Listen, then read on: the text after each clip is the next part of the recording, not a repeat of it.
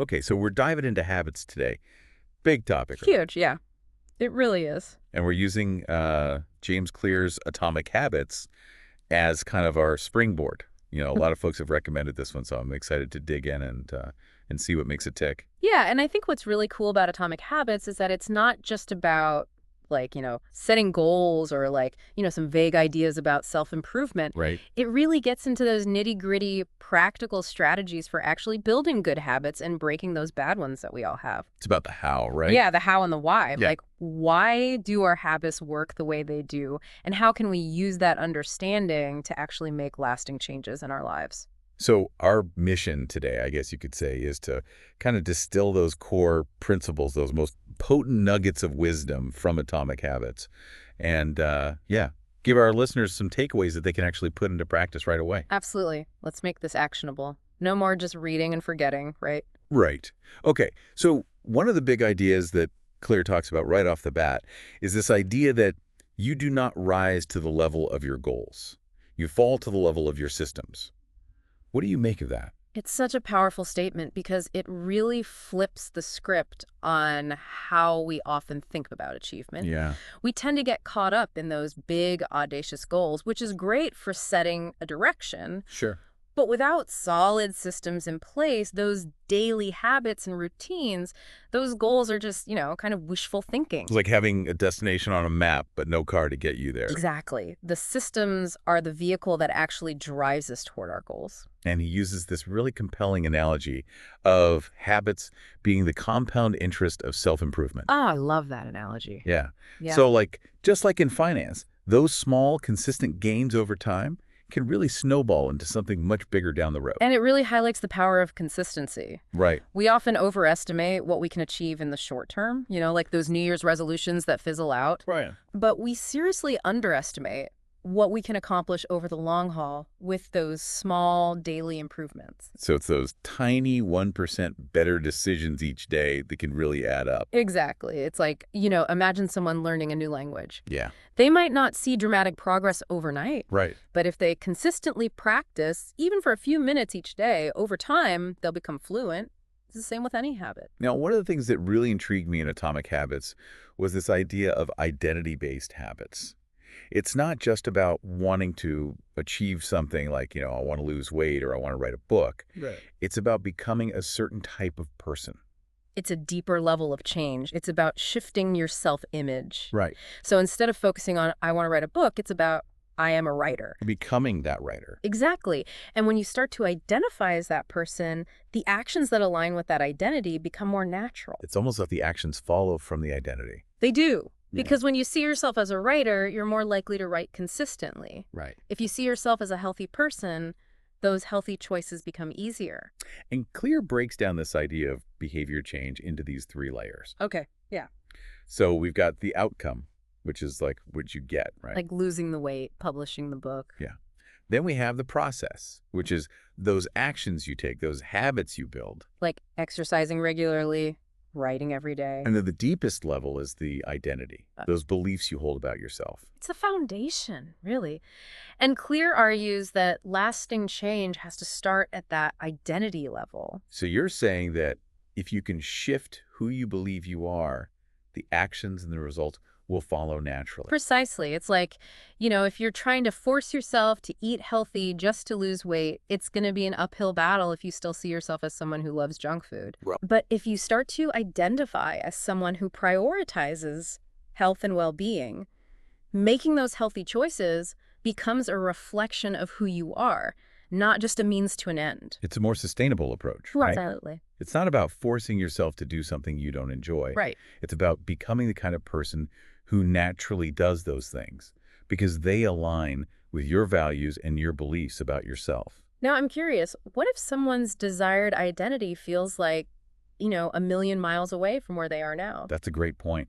I mean, that can feel pretty daunting. It can, and I think that's where the magic of small steps comes in. Okay. Even if you don't feel like a writer yet, you can still start by writing 1 sentence a day. So it's those tiny actions, those little votes for your desired identity. Exactly. Each time you take an action that aligns with that identity, you're reinforcing that belief about yourself. You're casting a vote for who you want to become. And over time, as those votes accumulate, that identity starts to feel more real, more tangible. So we've talked about the importance of systems and this deeper concept of identity. Yeah. But how do we actually put this into practice? Well, that's where Clear's 4 laws of behavior change come in. Okay, tell me more about those. This is where Atomic Habits gets really practical. These 4 laws provide a framework for making desired habits easier to adopt and stick with, and breaking those bad ones. So it's like a roadmap for habit change. Exactly. Okay, so what's the first law? The first law is to make it obvious. Make it obvious. Okay. And one of the most effective strategies here is habit stacking. Habit stacking, I've heard of that. It's this simple formula. After I current habit, I will new habit. So you're basically linking a new habit to an existing one. Exactly. You're leveraging the power of those existing neural pathways to trigger the new behavior. Can you give us an example? Sure. Let's say you want to start flossing regularly. Okay. Most people already brush their teeth every morning. Right. So you could use habit stacking by saying, after I brush my teeth, I will floss one tooth. Just one tooth. To start, yeah. Okay. By anchoring that new habit to an existing one, you're making it more likely to be remembered and acted upon. It's like a little trigger, a reminder. Precisely. And as you get comfortable flossing one tooth, you can gradually increase it. So it's about starting small and building from there. Absolutely. Now, another aspect of making it obvious is environment design, right? Oh, absolutely.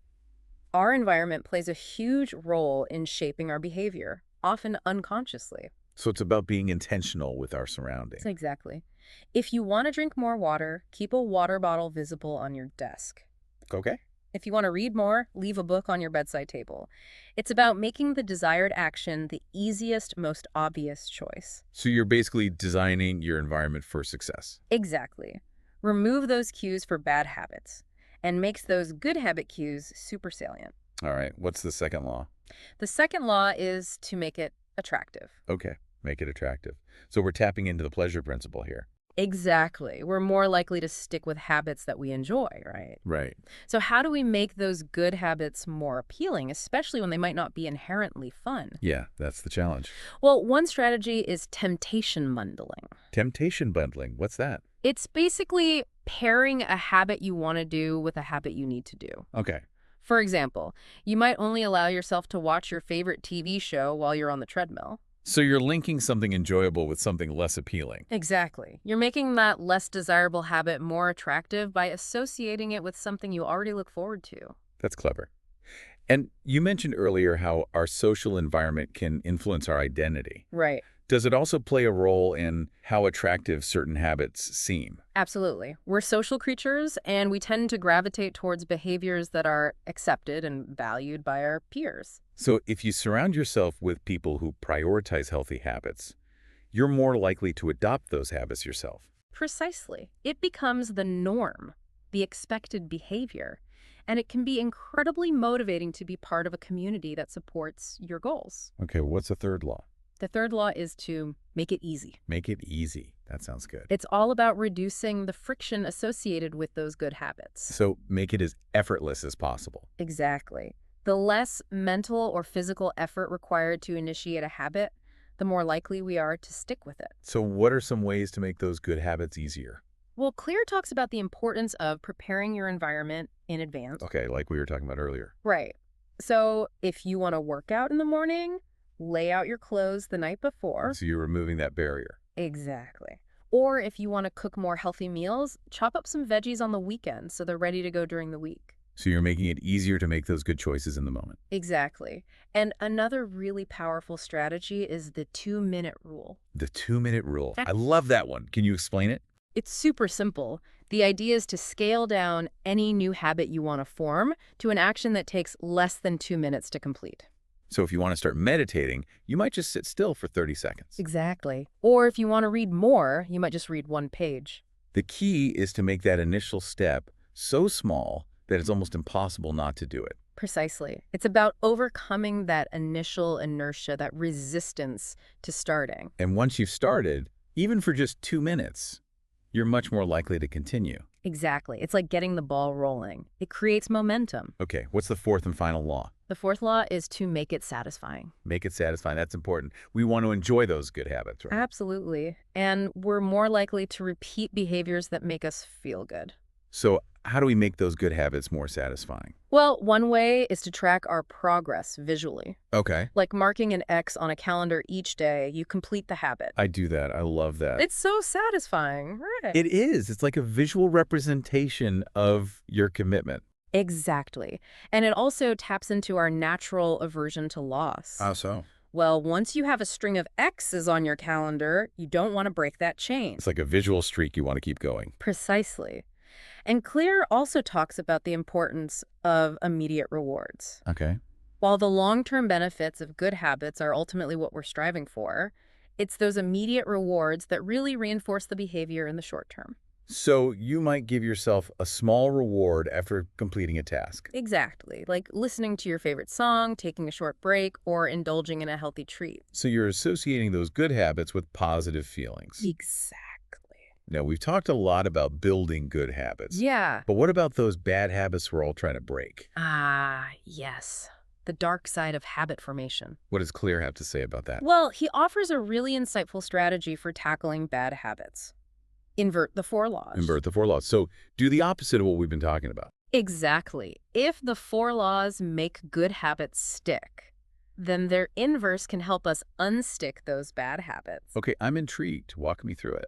So the inverse of make it obvious is to make it invisible. Make it invisible. Okay. It's all about reducing or eliminating those cues that trigger those unwanted behaviors. So if you're trying to cut down on social media, you might delete those apps from your phone. Exactly. Or if you're trying to eat less junk food, you might remove it from your house altogether. Out of sight, out of mind. Precisely. And the inverse of make it attractive is to make it unattractive. Right. This is about reframing your thinking about those bad habits. Okay. Instead of focusing on the short-term pleasure they provide, you highlight the negative consequences. So you might think about how procrastination leads to stress and missed deadlines. Exactly. Or how overeating leads to weight gain and health problems. You're basically making those bad habits less appealing by focusing on the downsides. Exactly. What about make it easy? What's the inverse of that? The inverse is to make it difficult. Make it difficult. Okay. This is about adding friction to those bad habits, making them harder to perform. So if you want to watch less TV, you might unplug it after each use. Exactly. Or you might put the remote in a drawer, making it less accessible. So you're creating obstacles. Precisely. And the more obstacles you create, the less likely you are to give in to that bad habit on impulse. Okay, and what about make it satisfying? What's the opposite of that? The inverse is to make it unsatisfying. Make it unsatisfying. This is about making those bad habits less rewarding, less enjoyable. So if you're trying to quit smoking, Yeah, you might associate it with the negative consequences like bad breath and health problems. exactly. Or you might enlist the support of friends and family to hold you accountable. So there's a bit of social pressure involved. There can be, and that can be a powerful motivator. And throughout all of this, Clear really emphasizes the power of our environment. Oh, absolutely. He says that environment is the invisible hand that shapes behavior. It's so true. We're constantly being influenced by our surroundings. And we often don't even realize it. So it's about being mindful of our environment and designing it in a way that supports our goals. Exactly. We can set ourselves up for success or failure based on the environment we create for ourselves. Now, as we progress on this habit-building journey, what are some of those more advanced strategies that Clear discusses? Well, one that comes to mind is the importance of tracking our progress visually. Yeah, we touched on that earlier with the calendar example. Right. But it's worth emphasizing. Having a visual record of our progress, whether it's a simple chart or a more detailed log, can be incredibly motivating. It's like a tangible representation of our efforts. Exactly. And it also helps us identify patterns and areas where we might need to adjust our approach. So if we see that we're consistently struggling with a certain habit, we can troubleshoot and find a solution. Exactly. And another strategy Clear talks about is the Seinfeld strategy. Seinfeld strategy. Yeah. It's named after Jerry Seinfeld, the comedian. Apparently, he used this strategy to become a better comedian. What is it? The idea is to simply not break the chain. Not break the chain. Okay. So every day you complete your habit, you mark it on a calendar, and the goal is to keep that chain of X's going for as long as possible. So it's about maintaining consistency. Exactly. And it can be incredibly motivating to see that visual representation of your progress. I can see how that would be powerful. Yeah. What about those times when we hit a plateau? You know, when we're putting in the effort, but not seeing the results we want. Plateaus are a natural part of any growth process. It can be so discouraging, though. They can. And I think it's important to remember that progress is not always linear. It's not a straight line up. Right. There will be times when it feels like we're stuck, even if we're still doing the work. So what do we do during those times? Well, Clear emphasizes the importance of focusing on the system, not just the outcome. So trusting the process even when we don't see immediate results. Exactly. As long as we're consistently following our system, the results will eventually come. It's about having faith in the long game. Exactly. And this is where those identity-based habits can really come into play. Okay.